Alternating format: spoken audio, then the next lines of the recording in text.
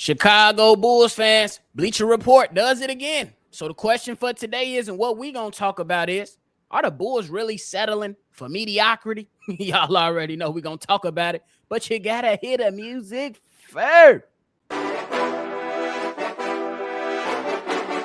Cognac, gang.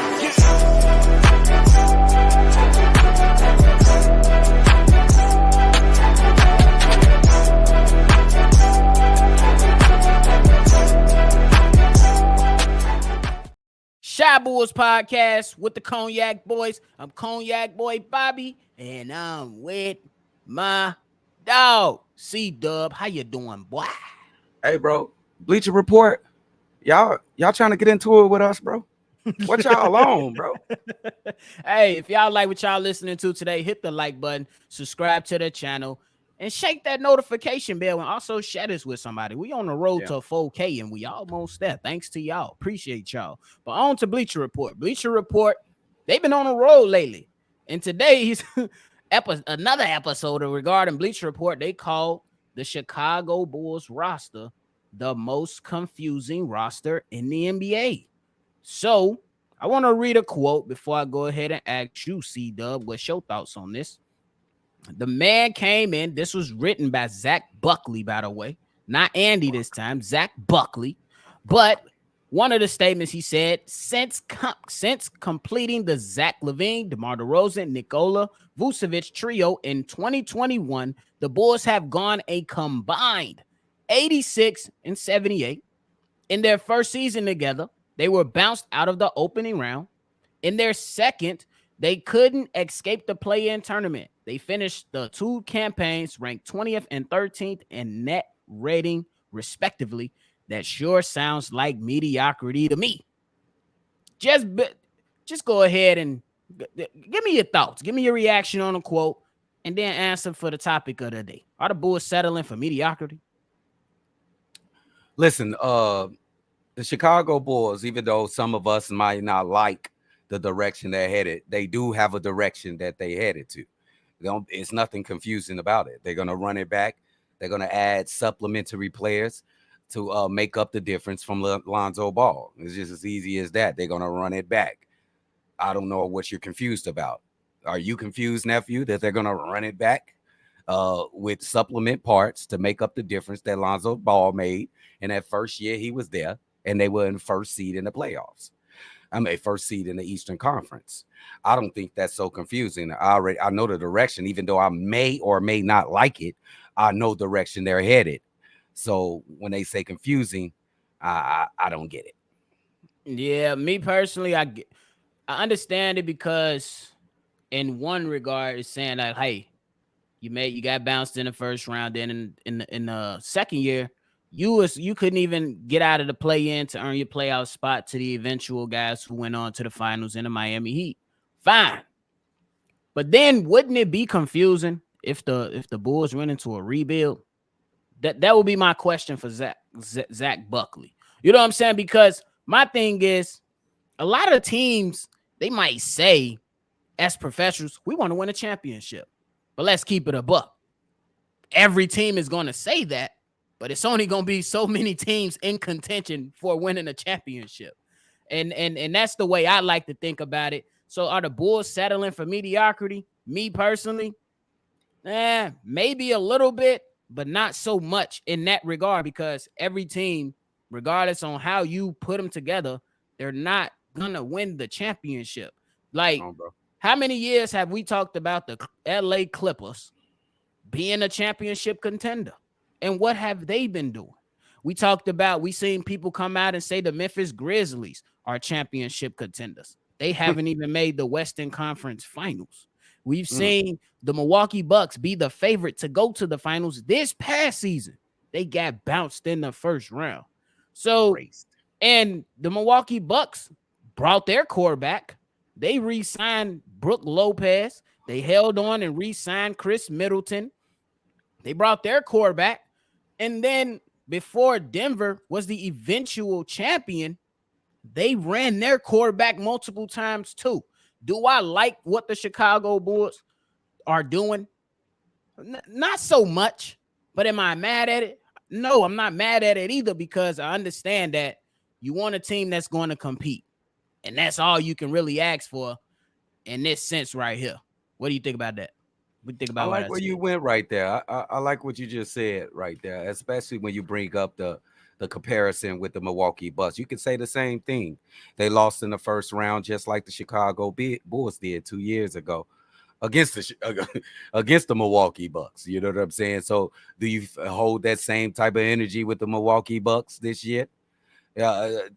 You went more on a line of performance on the court. That's I fair. wanted to go on a line of direction. I think they confused Okay. with the direction. I Okay. think that's what this guy's trying to say. But I think the direction is not confusing. We know what direction the Bulls are headed. Do you agree that you know what direction the Bulls are headed for this season? They trying to make the playoffs and win one playoff series is what it Oh, seemed bro. like to me. Yes. I mean, That's what it but seemed when like I to mean me. direction, they want to keep their core and just add and build around and try to make up the difference of what they seen. Because I think they still living off Alonzo. I said this like a billion shows. Like they gonna wait for Alonzo. You know what I'm saying? And they Some want to people make believe up that the with you. difference. I believe they still want to wait for Alonzo for sure. Uh, and they just want to make up that difference. I know they can never get the exact replica of Lonzo on the basketball court, but they want to get something close to that. You see it like Patrick Right. Beverly. He was probably good defensively as Lonzo, but he wasn't Lonzo. You get Javon Carter, he's a better player than Patrick Beverly. He's a little bit closer to Lonzo, but he's not Lonzo. So Okay. that's all the I see the direction. Yeah. Okay. So some more quotes, some more. Well, one of the other statements that Zach said in this article regarding the Chicago Bulls and four other teams. For the Chicago Bulls, he said the Bulls could have and should have since by now that they're bumping into a low ceiling. He went on to say they could have let free agency break apart this roster, but they inked new deals for Vucevic, Kobe White, and Ayo instead. They even went outside the organizations to add Javon Carter and Torrey Craig. They could have sought out trades for Levine or DeRozan, but they set a giant asking price on the former per the Athletics' Fred Katz and considered the latter almost untouchable. So my question for you is, should the Bulls have realized that they have a low ceiling right now? Or do you feel like that they kind of just went with a good direction to eventually break through what the expected ceiling is? I hate that ceiling in a training camp, especially when you got a relatively new team. I'm gonna say this a relatively new team, even though we got the same core of players, same actors. We do have new teammates that can turn this team into a different playing team. Okay. Better spacing on the floor with Torrey Craig and Javon Carter. I think they'll be better defensively as well. With players actually guarding their position, which I like. Which that should happen, but who knows with Billy Donovan. I just think that we should not be giving this team a ceiling until we see some games played on the floor, bro. We For don't know sure. the ceiling. It's because this is a new team. For sure. So what would in your mind, because I'm looking at it from multiple ways, but I want to hear you first. In your mind, what would be a mediocre season for this team going Oh, into next season?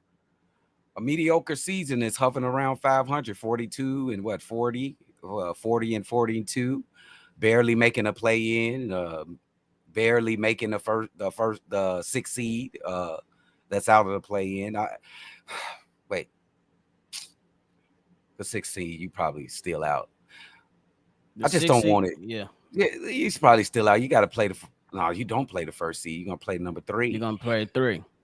So the sixth seed will be good. So if we over there trying to fight our way into the play-in tournament, Joe, it's we got to make some changes, bro. Because obviously it ain't working. That's go to proof right there. It's not working, bro. So you Yeah, I got to. get that. I understand that too. I see that a mediocre season to me is if you finding yourself in the play-in again. That's You know what I'm mediocre. saying? Because the front officers told us plenty of times that we deserve to win. The fans deserve to win. The fans deserve this. The fans deserve that. We need to see it be put on wax. Me, a successful season has to be a second round exit for me. It has to be a second round exit to me. I'm cool with that. And that's just the reality. I understand that a lot of us want that championship team because I desperately want that too. But trading Zach LaVine for what? RJ Barrett was gonna do what for the team? Crazy. Trading People is nuts. trading DeMar DeRozan for a bag of chips and some annihilators was gonna do what? To me, that lowers the ceiling for the Chicago Bulls.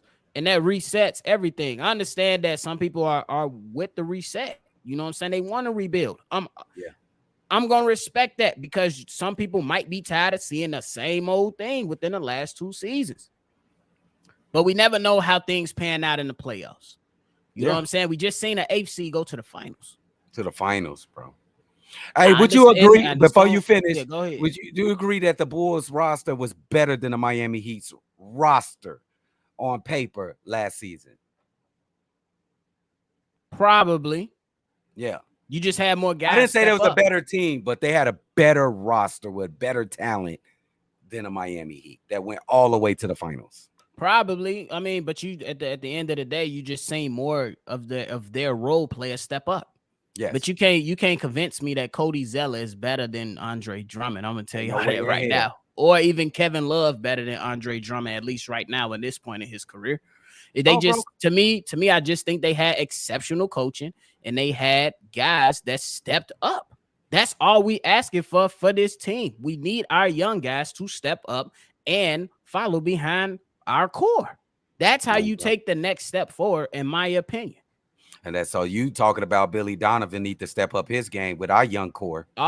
Everybody need to step up their game. Zach LaVine, we need a full season, not just the second half of the season. We need a full season. Facts. On full gas.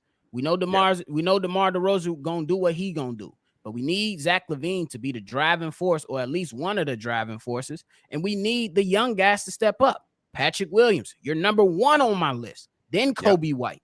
And then you need the guys that you wanted to come in here as the additions in Javon Carter and Torrey Craig to be able to provide something better than what we had at the point guard position or even on the bench. Because I think that, me personally, I think we got better. Was it like crazy better? No. But I think that we're adding players and adding a better Pat Bev in Javon Carter brings, some type of positivity within the team now. Yeah, and would you say for this team to be successful, these two players have to have their greatest season as a professional? I'm gonna start at one. At Patrick Williams has to have his greatest season as a professional. Zach LaVine has to have his greatest season as a professional this year. I'm with you. Those are your projected starters. Yeah. Well, we know Zach's starting. P. Will, he should be starting. And it's time to step up. The front office, they talked about that during Summer League. Patrick Williams has to take the step mentally. We know what he can do. He has to take the step mentally. And I'm just saying, you gave us 9 points per game this past season. Give me 12. Give me 12, 14, 15 points. I think going 15 is going to be a little harder with Vooch in there and saying that he want more touches. But give me 12 points, bro. Give me 12 points and upgrade and get an uptick in those rebounds, because you could be very effective in that role. Yes. Yeah. Shout out to Mike B. Yes. Damn, please.